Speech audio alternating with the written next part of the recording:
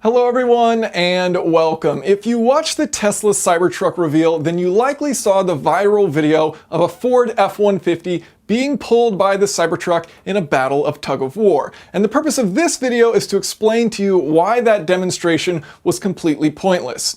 It seems no electric truck can be launched today without some gimmicky marketing stunt to go along with it. First we had the Ford F-150 pulling 1,000,000 pounds, and now we have the Tesla Cybertruck pulling a Ford F-150. Now, a lot of people saw this video and they jumped to the conclusion that, well, of course the Tesla Cybertruck won. It's electric. Electric motors have great low-end torque. Internal combustion engines typically do not. So what we saw happen was a result of the Tesla having so much low-end torque versus the Ford F-150.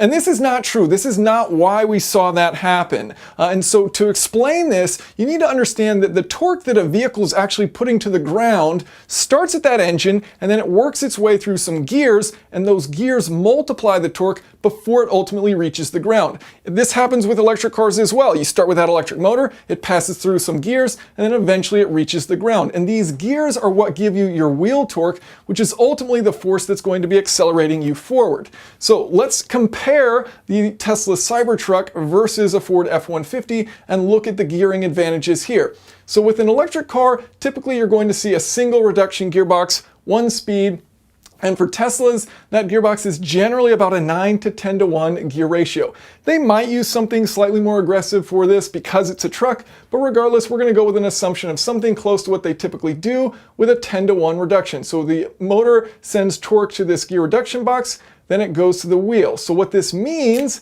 is that you multiply your motor torque by 10 times before it reaches those wheels. Now you will lose some torque because of the radius of your wheels. However, in this, we're just going to assume that we have the same size tires for both the Tesla and the F-150. And so we can assume that the torque advantage will be simply a result of the gearing. So if we look at the Ford F-150, and we don't know exactly the spec of this truck, Tesla didn't release it, but if we assume, it's got its engine, whether it's a 6-cylinder or a V8 or whatever it may be, it's going to send that torque then to a torque converter. Now, torque converters can multiply the torque somewhere around 2 to 1. It could be a little bit less than that, it could be a little bit more than that, but it acts like a gearing difference where you do have torque multiplication. Then it goes to the transmission, and in the transmission of the Ford F-150 with the new 10-speed transmission, it's about a 4.69 to 1 gear ratio for first gear. Now this could be slightly lower if they were using the 6-speed, but not a huge difference either way. And then from that transmission, your torque now goes to the rear differential, where you have your final drive ratio. In this case, we're going to assume it's a 3.55. Ford does have more aggressive gear ratios than this, but we'll just assume it was a 3.55. So the multiplication of the torque coming from this Ford engine is 2 multiplied by 4.69 multiplied by 3.55. And so when you do the math, that works out to 33.3 times. So the engine torque coming out before it reaches those wheels is multiplied by 33. So there's plenty of torque here in this scenario for this Ford to accelerate in low gears. And this isn't even assuming it's in a low gear ratio if it was a four-wheel drive vehicle. That would multiply this even further. So the whole point of this is to say that torque was not the reason here of what you saw happening. The F-150 is capable of putting plenty of torque down to the wheels because it multiplies that engine torque through the gearing in the drivetrain. Okay, so if torque wasn't the reason the Tesla won this tug-of-war, why did it win? And so we're going to compare the forces that are going in each direction. So the Tesla, of course, wants to go this direction. We need to figure out what that force is. And then the truck, of course, wants to go this direction. So we need to figure out what that force is. And so the maximum force that either of these vehicles are capable of putting down is equal to the weight of the car, the normal force, multiplied by the frictional coefficient of the tires. For the purposes of this video, we'll just assume both of the tires are equal in this test. They both have the same amount of grip. So then all this demonstration comes down to is the normal force. Now we're first going to assume that this truck has four-wheel drive and is operating in four-wheel drive. I don't believe that's the case in this video, but first let's analyze it with that being the assumption. So an F-150 is typically going to weigh about 4,600 pounds. Depending on the options, you can get them at about 5,000 pounds. So we're going to give the Tesla the benefit of the doubt, say this is a heavy F-150, which makes it more challenging for the Tesla, and say it weighs 5,000 pounds. In reality, I bet this number was less. So the maximum force that this truck can accelerate with is equal to the amount of weight over driven wheels multiplied by the frictional coefficient. So in this case, the maximum force that the Ford can accelerate with is 5,000 pounds. Now, the Tesla, on the other hand, we don't know how much it weighs, but we do know that a Model X weighs 5,500 pounds, and we're going to assume that this is the dual motor out of the three options, single, dual, and tri, of the Tesla Cybertruck. By the way, it's really cool that for the first time, I can actually accurately draw one of the cars that I'm talking about in a video on a whiteboard. So regardless, we're assuming the Model X is about 5,500 pounds. I would say best case scenario, this truck is going to be 6,000 pounds. I would really assume it would be significantly heavier. I would guess 6,500 to 7,000 pounds is what the actual weight of the dual motor and tri-motor especially are going to be. But we're going to give this, make it a little bit harder for Tesla here and just say it only weighs 6,000 pounds. So then in this case, the maximum force that the Tesla is capable of accelerating with is 6,000 times 1, and so that's a 6,000 pound force that the Tesla is able to accelerate with, 1,000 greater than the F-150. So all we learned is that the Tesla is heavier than the F-150. Nothing really amazing here as far as the vehicle itself. It's simply able to accelerate because it weighs more, because it can put down a larger force. Now, if you watch that demonstration, though, it looks like the Ford F-150 is actually rear-wheel drive only. And the reason I say this is because you see only those rear tires spinning as the Tesla is pulling along. You see the front tires spin backwards, which if they were attached to a drivetrain would not work. And then you also don't see any 4x4 label on the side of the truck. So that all leads me to assume that this is in fact a rear-wheel drive Ford F-150. And in this case, it makes this demonstration even more pointless because now we only have, based on the F-150's weight distribution, 60% on the front, 40% on the back. Because we only have 40% of the weight on the back, and we can only accelerate with the weight on driven wheels, we take 40% of 5,000, that's 2,000, multiply that by 1, and our maximum force that the truck is capable of accelerating with is 2,000 pounds force.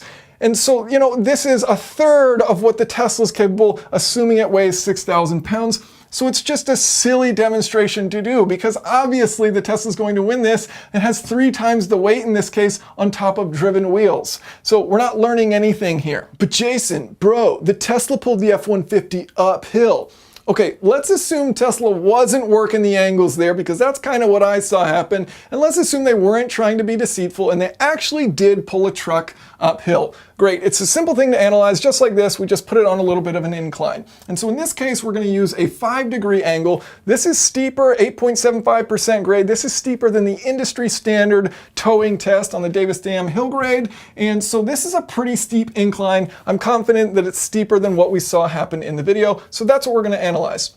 And for the F-150, we're going to assume no load transfer. This makes the math a little bit easier, but also gives a slight advantage to the F-150 in this scenario. And then we're also going to ignore rolling resistance because it doesn't change the math all that much.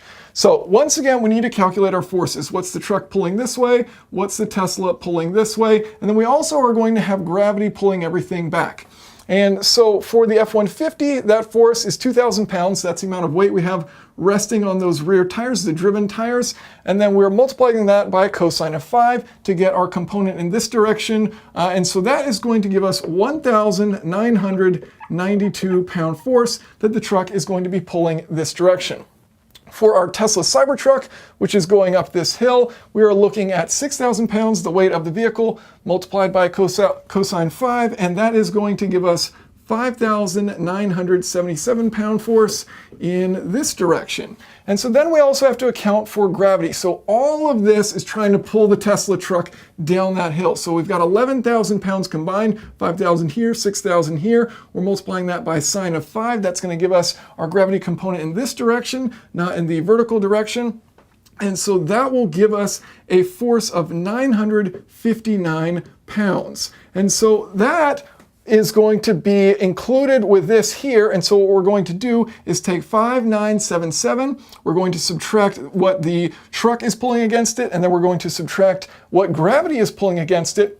And so that is going to give the Tesla an advantage of 3,026 pounds. So what this number proves is that it was very easy for the Tesla to pull the truck uphill simply because it has more weight on the driven wheels. So the only thing we learn from this video is that the Tesla truck is heavy. That is all that we learn. Tesla's truck is heavy. That's it. And so this isn't even necessarily a great thing to learn, right? Because cars shouldn't be that heavy. The more weight they have, the more energy it takes to move them around. And, you know, the handling suffers, all kinds of things like that. And so while I do think that this is a very cool truck and it's impressive, and I do like Tesla. I own one. I have a Model 3 Performance. I think it's a fantastic daily driver.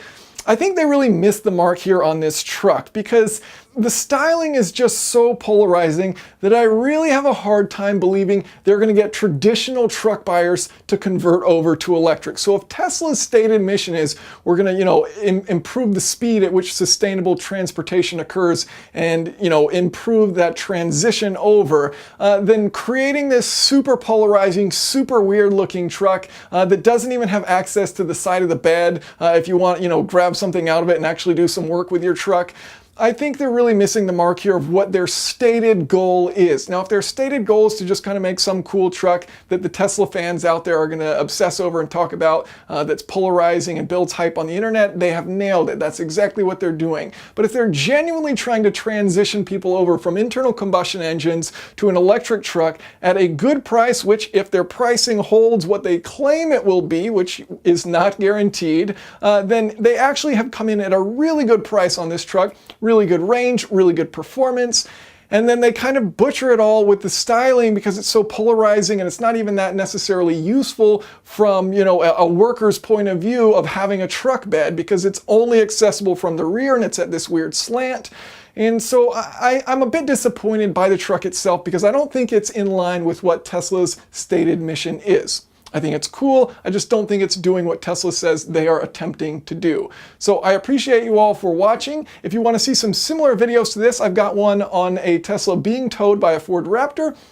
I also have one on Ford's F-150 stunt and why them pulling 1 million pounds on a train was pretty pointless as well. So thank you all for watching. If you have any questions or comments, of course, feel free to leave them below.